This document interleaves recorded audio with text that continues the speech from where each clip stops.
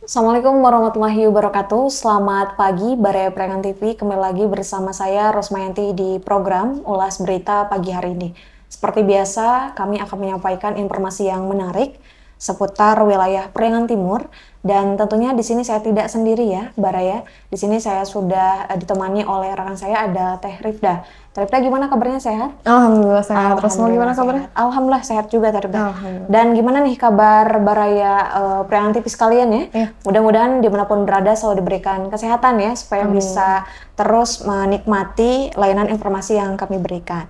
Oke, langsung saja di edisi Kamis 13 Februari 2025 ini, ternyata kita mendapati banyak sekali muatan informasi ya, dari wilayah Priangan Timur, termasuk yang sedang trending topik sampai di media nasional. Ini ada informasi terkait efisiensi anggaran.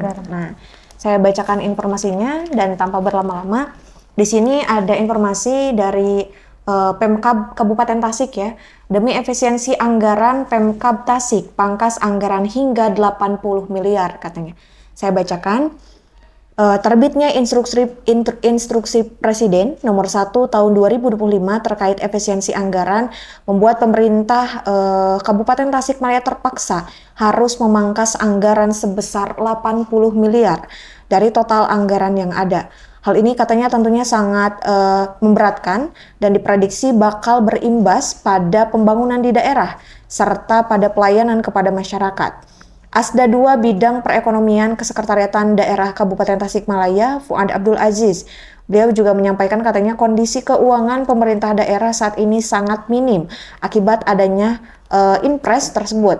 Dan katanya pihaknya pun telah melakukan efisiensi sebesar 50% dari perjalanan dinas dan 30% lainnya dari kegiatan yang lain. Di sini juga disampaikan katanya efisiensi anggaran juga berlaku bagi keuangan hasil dari dana transfer, baik dana alokasi khusus atau DAK maupun dana alokasi umum. Dan imbasnya terjadi pemangkasan anggaran pada setiap SKPD. Nah, membaca informasi yang barusan memang ini sangat berkorelasi pada berita-berita yang lainnya Teh, yang masih berhubungan. Kayak di lembaran awal nih Baraya, ada pegawai non-ASN ketar-ketir. Karena memang dari efisiensi anggaran ini berdampak pada mereka yang belum menjadi ASN ya. Termasuk P3K juga. Kalau tidak salah di situ juga ada ya Teh informasinya. Iya, betul. Boleh dibacakan Teh Rifda? Ini ada informasi dari berita nasional ya Teh. Ini masih nyambung dengan yang berita tadi Teteh sudah ulas, yaitu Senator gunakan efisiensi anggaran untuk angkat P3K penuh waktu. Kita langsung bacakan saja ya Teh. Boleh. Wakil Ketua Komite 1 Dewan Perwakilan Daerah DPD RI Muhdi meminta hasil efisiensi anggaran bisa digunakan juga untuk mengangkat semua pegawai aparatur sipil negara menjadi pegawai pemerintah dengan perjanjian kerja penuh waktu.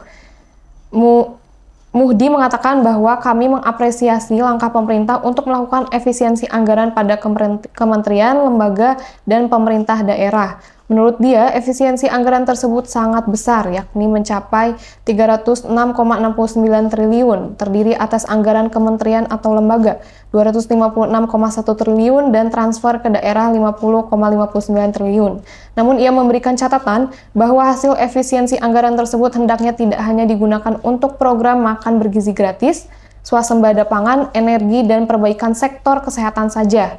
Ia mengatakan bahwa manfaatkan juga anggaran hasil efisiensi juga pembangunan sumber daya manusia melalui pendidikan, sains, teknologi sesuai asta cita. Untuk itu, Muhdi mendesak hasil efisiensi anggaran tersebut digunakan untuk optimalisasi pengangkatan semua pegawai non-ASN menjadi ASN P3K penuh waktu sesuai amanat UU ASN, khususnya guru, tenaga kependidikan, dan kesehatan. Menurut Ketua Persatuan Guru Republik Indonesia PGRI Jateng itu, dengan hasil efisiensi 300 triliun tidak ada halangan besar bagi Presiden untuk melaksanakan UU ASN. Sebagaimana amanat UU nomor 20 tahun 2023 tentang ASN, kata dia, tidak diperbolehkan lagi ada pegawai non-ASN pada 2025, sedangkan guru dan tenaga kependidikan banyak yang belum diangkat sebagai ASN.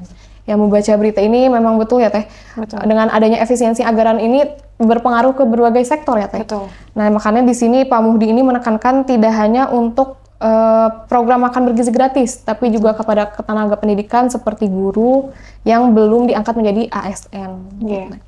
Karena memang adanya efisiensi anggaran ini juga di era masa Presiden ke-8 kita ya, Betul. Pak Prabowo Subianto, ya menimbulkan banyak kontroversi sebetulnya ya dari adanya efisiensi anggaran ini, karena memang terutama di pemerintahan itu harus memangkas anggaran gitu yang ada dengan adanya instruksi Presiden yang sudah tadi disampaikan di Januari 2025 gitu. Oke, kita lanjut saja, Tarifda.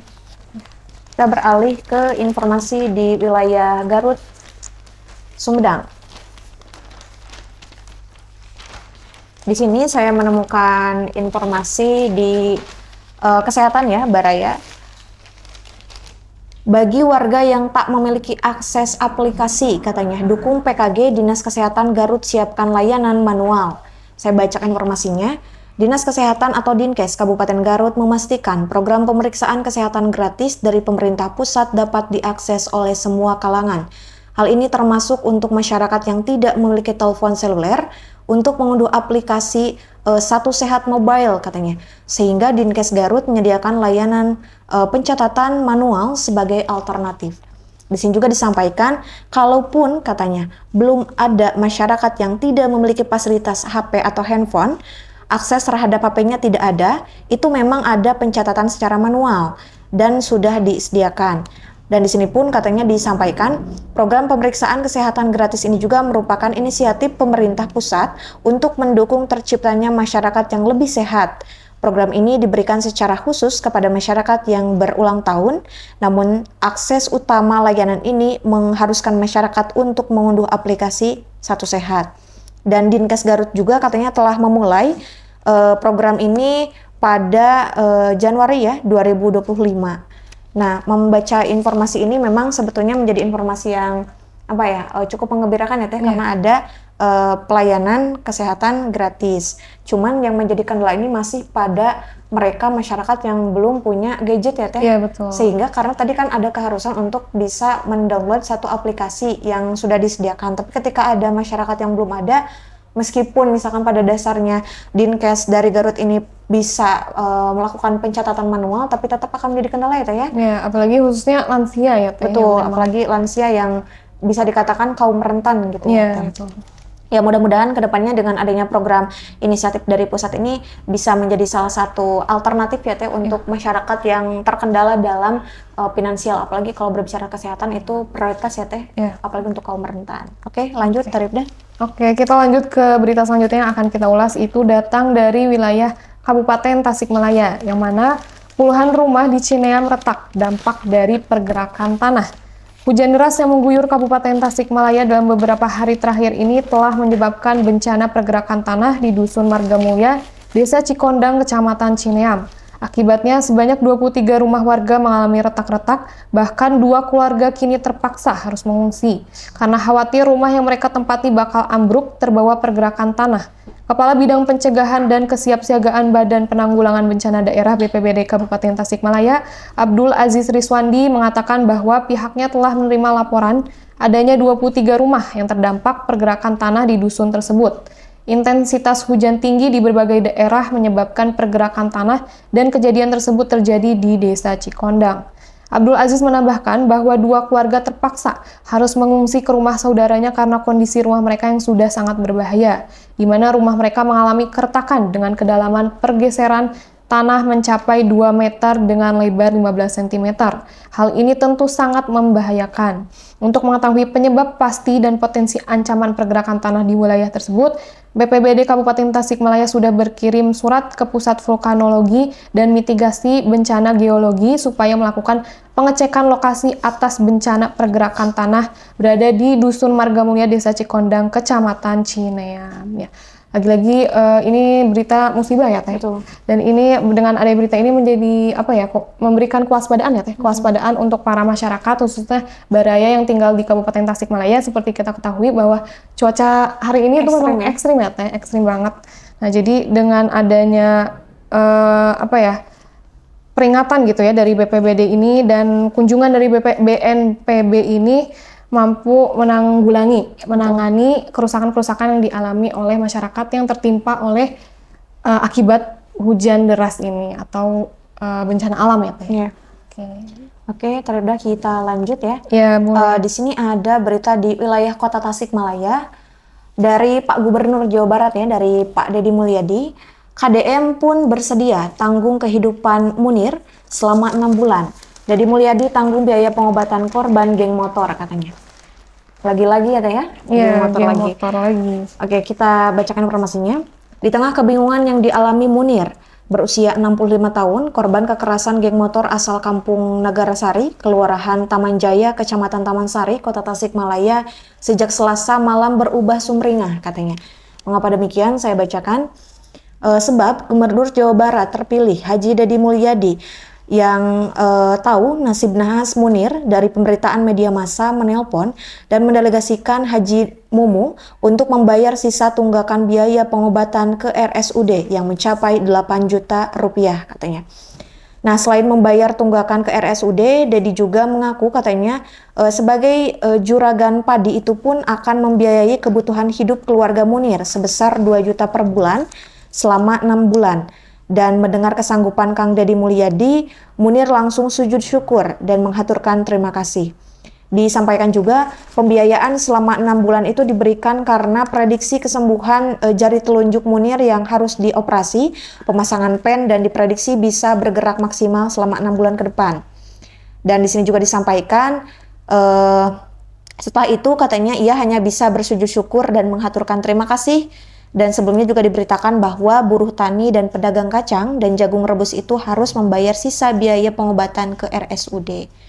Nah, mendengar informasi yang barusan, memang ini informasi yang sebelumnya pernah terjadi ya? Yeah. Dari korban yang memang telunjuk jarinya itu memang harus dipasang pen ya, dan membutuhkan biaya karena biaya yang ditanggung memang tidak sedikit gitu, apalagi tadi tunggakan biaya mencapai 8 juta rupiah untuk seorang katakanlah apa ya, buruh harian lepas ya Teh, serabutan dengan berjualan tadi apa namanya jagung rebus ya, kacang dan jagung rebus tentunya membutuhkan banyak sekali bantuan. Dan Pak Gubernur Jawa Barat Kang Deddy Mulyadi ini alhamdulillahnya bisa ikut membantu gitu ya akan korban geng motor ini, dan mudah-mudahan kedepannya tidak terdengar lagi isu-isu terkait geng motor ya, meskipun pada saat ini masih ramai dan marak sekali di banyak media gitu ya. Masih ada Teh di sana beritanya? Masih. Okay. Dari wilayah Ciamis nih Teh. Lanjut, Tarif dah. Oke, kita lanjut ke wilayah Ciamis yang mana jaringan narkoba di Ciamis terungkap. 35 tersangka ditangkap. Kita bacakan terlebih dahulu. Jaringan kasus penyalahgunaan narkoba di Kabupaten Ciamis dibongkar. Dalam operasi yang dilakukan Satuan Reserse Narkoba Ciamis tersebut sebanyak 35 tersangka ditangkap. 13 orang diantaranya berperan sebagai pengedar. Menurut Kapolres Ciamis AKBP Akmal, dari pengungkapan kasus tersebut, Polres Ciamis menyita sejumlah barang bukti, di antaranya sabu-sabu seberat 51,44 gram, daun ganja kering 41,13 gram, tembakau sintetis 20 gram, psikotropika 330 butir, obat keras tertentu 100 butir, kendaraan roda 2 4 unit, handphone 26 unit, timbangan elektrik 3 unit, tas 9 buah, dan alat hisap sabu 2 buah. Disampaikan Akmal, modus operandi yang digunakan para pelaku kebanyakan melalui sistem tempel atau map. Narkoba diletakkan di lokasi tertentu dan diberitahukan kepada pembeli melalui aplikasi seperti WhatsApp, Instagram, atau Facebook. Akmal menambahkan tersangka yang terlibat dalam kasus ini berasal dari berbagai wilayah di Kabupaten Ciamis, Tasikmalaya, hingga Banjar. Mereka dijerat dengan pasal 114 Undang-Undang Nomor 35 Tahun 2009 tentang narkotika yang ancaman hukumannya adalah penjara seumur hidup atau minimal 5 tahun dan maksimal 20 tahun serta denda Rp 1 miliar hingga 10 miliar. Akmal juga mengimbau masyarakat untuk aktif melaporkan aktivitas mencurigakan terkait narkoba. Nah, selain penindakan hukum, Polres Ciamis juga terus menggalakkan program rehabilitasi bagi pecandu narkoba. Pihaknya mengirimkan 22 orang ke pusat rehabilitasi bekerja sama dengan Badan Narkotika Nasional Kabupaten dan yayasan terkait. Ya, membaca berita ini memang lagi-lagi soal narkoba ya Teh. Yeah. Narkoba ini ternyata tidak hanya menjaring ke satu wilayah, tapi ternyata mereka juga sampai ke berbagai wilayah. Ini datang dari wilayah Ciamis, tapi ternyata juga penggunanya atau pelakunya itu sampai ke Banjar nih Teh. Berarti memang sudah menyebar luas ya Teh. Karena ini transaksinya memang melalui media sosial teh, ada WhatsApp, Instagram atau Facebook. Nah, ini bisa menjadi himbauan untuk masyarakat agar lebih berhati-hati ya teh. Betul. Berhati-hati dalam melakukan transaksi online yang sekiranya itu pastinya dapat memberikan dampak buruk ya, dampak buruk untuk diri sendiri maupun lingkungan sekitar gitu ya. Apalagi ketika nanti misalkan sudah terkena narkoba ini kan yang paling sulit adalah itu ketika memulihkan kembali ya teh Iya, betul. ke pusat rehabilitasi. Benar. Dan yang terjadi dampaknya pada internal pribadi itu bukan hanya kesehatan secara fisik tapi Mental. juga psikis dan Iya. gangguan mental ya teh ya. Mental, betul. Karena dari akibat tadi obat-obatan yang memang dikonsumsi. Terlarang ya, obat-obat terlarang. Ada lagi Teh Rifda? Sudah mungkin? Sudah? Oke. Baik, itu informasi untuk edisi di 13 Januari ya, 13 Februari, mohon maaf, 2025. Kita kembali ke ragam iklan lah, Barai Priangan TV. Di sini ada ragam iklan. Nah, di bagian terakhir, koran harian umum kabar Priangan. Seperti biasa ada ragam iklan di sini tersedia sekali, banyak kebutuhan elektronik maupun jasa yang barangkali Baraya di rumah ini membutuhkan gitu, informasi-informasi semacam di koran harian umum. Nanti bisa dilihat saja di bagian halaman terakhir dan ada kontaknya juga. Dan kalaupun misalkan Baraya Priangan TV mau mengiklankan brand atau produknya lewat media cetak ataupun live streaming ke Priangan TV, bisa langsung saja hubungi tim kami di kantor kabar Priangan dan di akun media sosial Priangan TV juga gitu ya.